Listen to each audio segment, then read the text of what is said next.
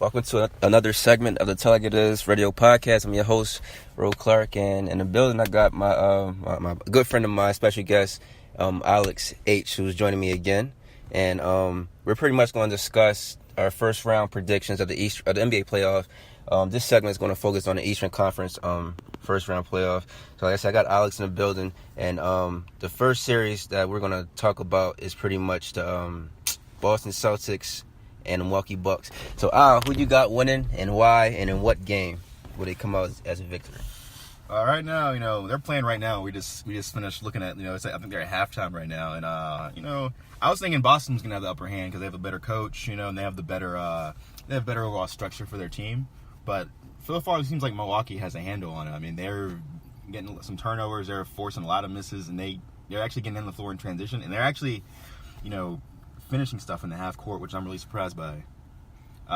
So I'm thinking it might be a little closer than I thought. I was thinking Boston in 5 at first, just because Milwaukee's been struggling so bad on defense, and if they make a lot of mistakes, Boston can take advantage. But it might be closer to 6. I still will say Boston in 6 because I think they'll figure some stuff out. But it looks a little close right now. So can you see Boston going to pass the second round, like even without Kyrie, like with Kyrie? And before the season started with Gordon Hayward, before he went down with a gruesome injury, everyone thought, Boston's going to be NBA Finals or whatever. They're going to the Finals or Eastern Conference. Do you still see this possible with the injuries that the team has, withstand right now? It really depends on who they draw. I mean, right now they're going to play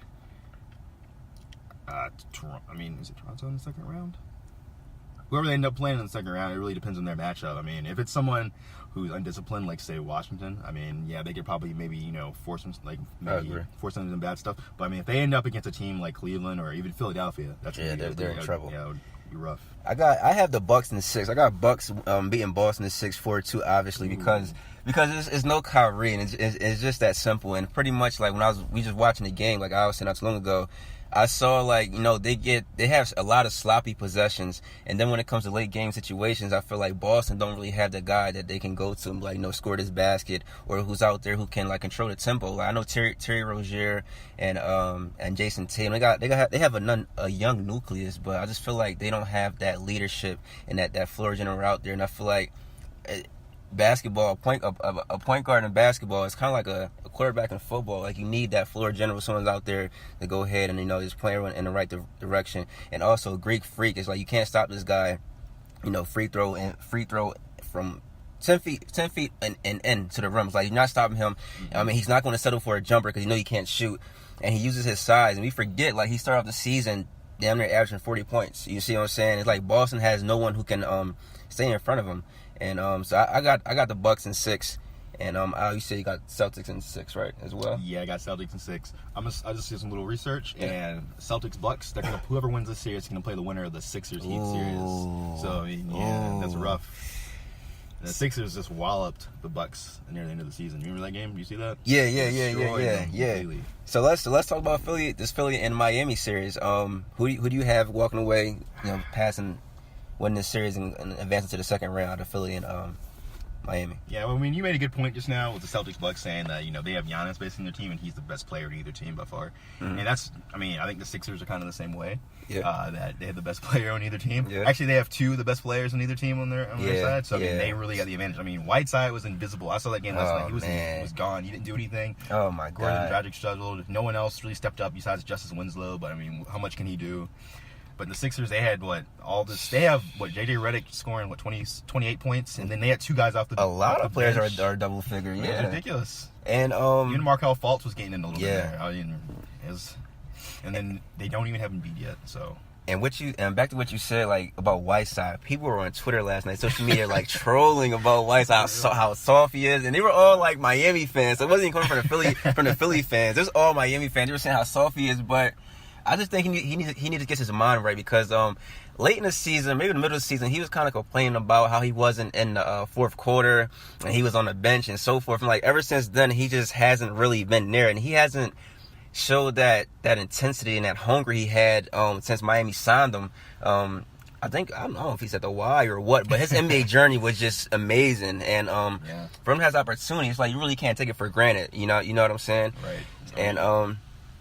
And who you got winning the series again? I'm sorry. I got Sixers. And in what game?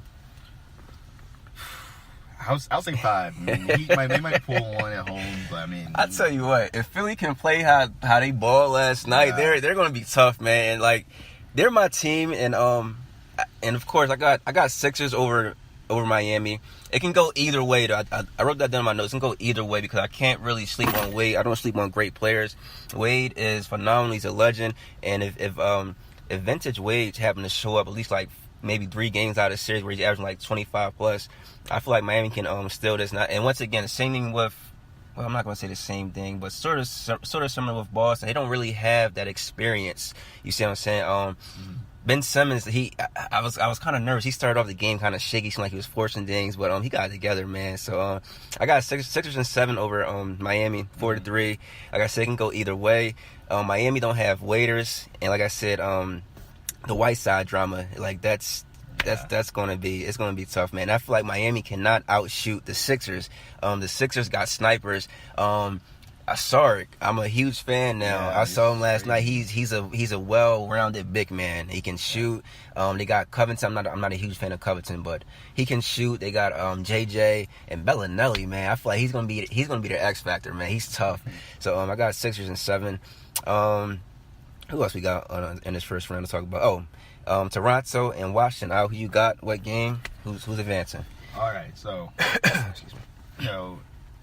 Everyone makes fun of the Raptors losing their first game of the series. They actually won this year. They won the first game. It was a little tough for them a little bit. Not too hard, but they had to pull themselves together. But their bench actually did help them a lot. They were, I think it was 14-18 was the bench margin between the Raptors and the Wizards. And 18 of those points came from was DeLon Wright. Okay. And they were actually missing their best bench player too. And I'm just thinking, like, if they keep that up, if their bench keeps on just holding them like that, it doesn't really matter. Even if Kyle Lowry and DeRozan do keep on, Who are you referring to? Their best bench player? Oh, that's right.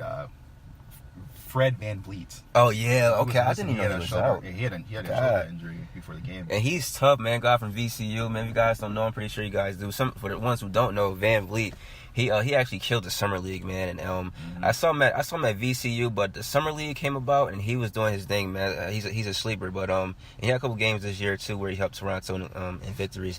I actually got I got Toronto over Wizards 4-2. So that's in game 6. Pretty much Toronto's a better team, and John Wall, it's just his decision making and late game situation. Like I said, I saw it against Cleveland.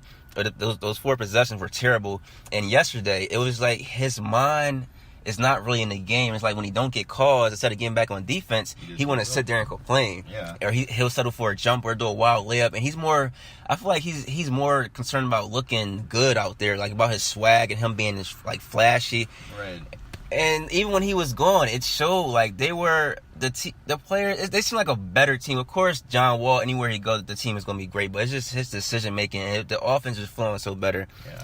And one thing I don't understand, why not go to Bradley Beal down the stretch? Like Bradley Beal was holding it down. He's a great player, first of all, but high school and in Florida, and since he came into the NBA, he had a solid career. He can put up 25 plus any given night. I mean, he's gotten way better. Like 2 years ago, he was all right. Next year, he got better. And this year, he's even better than last year. I didn't expect that. Me either.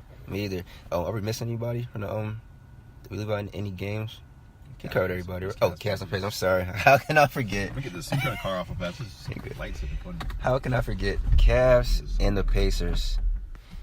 You want to take it away with your pick on who you got for Cavs and Pacers? All right, so am I starting from next Cavs and Pacers, or am I like... Oh, yeah, whatever. Oh, okay. Yeah. So Cavs, Pacers.